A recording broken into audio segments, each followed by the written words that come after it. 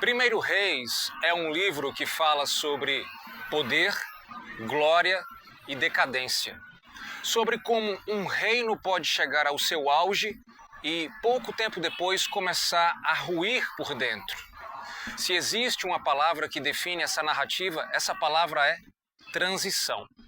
O livro começa com Davi no fim da sua vida e termina com Acabe no auge da sua perversidade. O que acontece no meio disso? Um desfile de reis, decisões erradas, erros que pareciam pequenos, mas que custaram muito caro. Salomão assume o trono e, no início, faz tudo certo. Pede sabedoria em vez de riquezas, governa com justiça, expande o reino, constrói o templo. Israel vive sua era de ouro. Mas a grande questão é que sabedoria sem disciplina não sustenta ninguém. Salomão sabia muito, mas agiu pouco de acordo com aquilo que sabia. Se perdeu no luxo, nos casamentos políticos, nos altares estranhos. E quando um rei se perde, um povo inteiro sofre as consequências. Depois de Salomão, o reino racha. Roboão, seu filho, escolhe a arrogância no lugar da prudência e provoca a divisão. O que antes era um império forte e unificado, agora se torna duas nações menores e vulneráveis.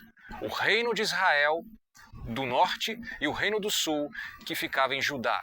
E a partir daí, desse momento, começamos a ver um padrão: reis que se afastam de Deus e levam o povo junto.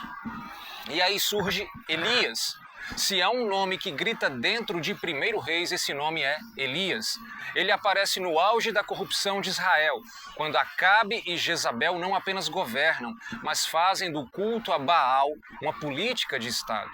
Elias surge como uma voz solitária no deserto, dizendo que aquilo que ninguém mais tinha coragem de dizer.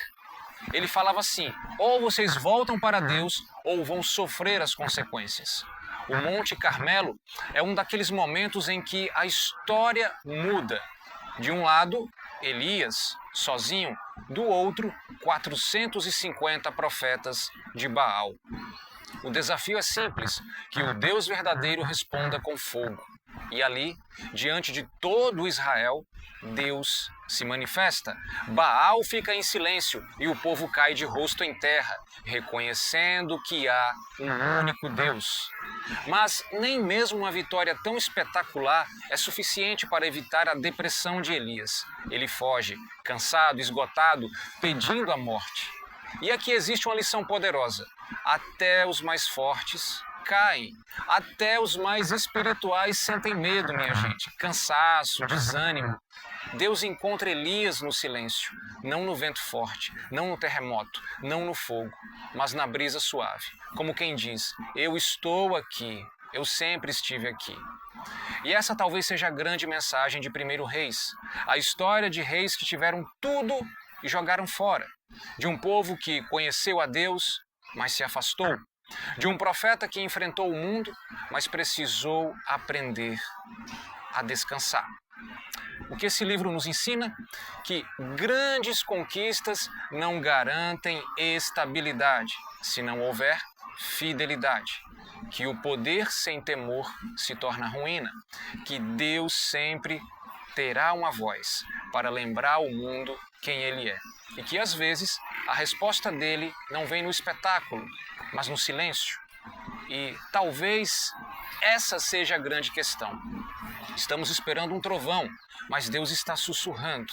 E eu pergunto: será que nós estamos ouvindo?